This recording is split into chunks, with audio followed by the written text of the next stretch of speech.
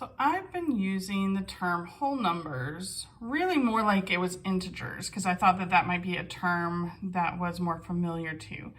So integers can be positive or negative whole numbers, but if we're just talking about whole numbers, it's the ones that aren't negative. So that's 0, 1, 2, 3, and it goes on forever. So the negatives are integers, but if we're talking about strictly whole numbers, they're the positive numbers or 0 that don't have any decimals or fractions. So I should say negative integers here, because there's other integers that are decimals and fractions, but integers get split up into the negative integers or to the whole numbers. Finally, whole numbers get split up into 0 or the counting numbers or natural numbers. So you can either call them counting or natural numbers. These are the numbers that we learn first, right? Just 1, 2, 3, 4, 5. Like when I'm counting, I usually don't start at 0. Right? If I were just counting like how many dots I just put, I don't say 0 first, I just go 1, 2, 3. All right, so that's a lot.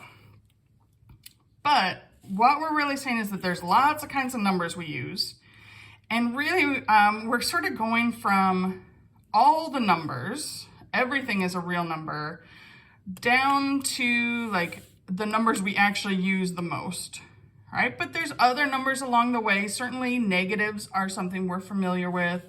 We know, decimals and fractions, hopefully we can deal with those.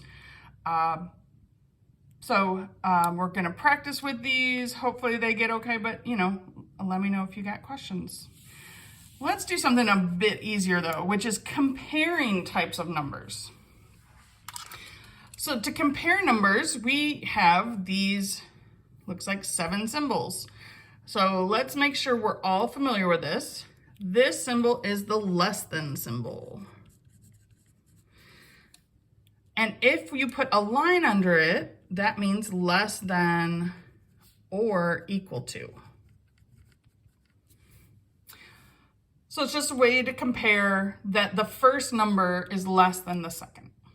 I always learned it like the alligator eats the bigger thing. I don't know, did you all learn that? Or you can draw Pac-Man around it. So if the smaller point is first, that's less than. If the smaller point comes second, that's greater than. That means the first number is the bigger number. And if you put a line under it, that's greater than or equal to. Hopefully we know the equal sign, right? 2 lines means equal, but you may not have seen 2 lines with a slash through it. That means not equal to. So that could be either greater or less than, but not equal. And then finally, the 2 squiggly lines mean approximately.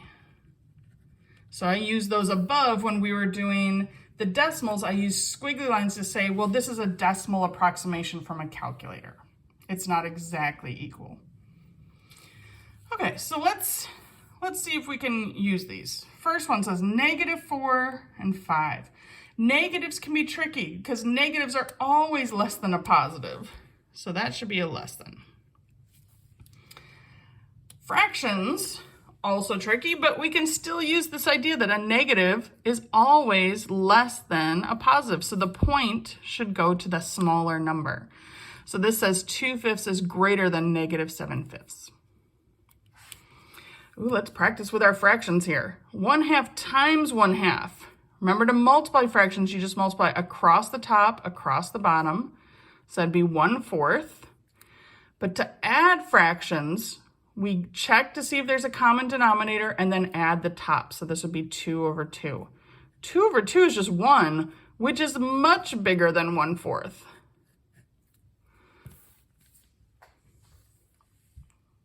What are these lines?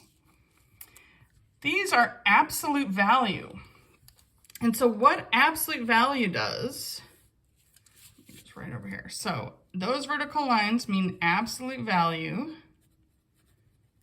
And what they do is it makes the result positive.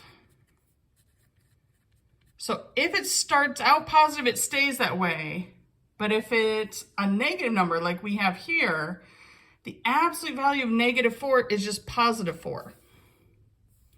And this absolute value of -4 is also +4, but it has a negative out front. And that automatically means that it's a less than, because a negative is always less than 4. And I said less than because I was thinking in terms of this one. This is the greater than symbol because it's 4 is greater than -4. The point goes towards the smaller number in this case. All right, 3/4. To compare a fraction and a decimal, we want to convert the fraction into a decimal. So if you know what 3/4 is as a decimal already, great job. But if not, on a calculator, we just do 3 divided by 4 equals 0.75. Oh, look, that's equal. Both of these are 0.75. Well, let's do the same thing in part F. We need 4 divided by 9 equals, that's 0.4 repeating. So you could write that as a 0.4 with a line over it, but you could also write it as 0.44444444. So this line over it doesn't mean that it's the same as 0.4, because it's not, it keeps going. So that makes it bigger.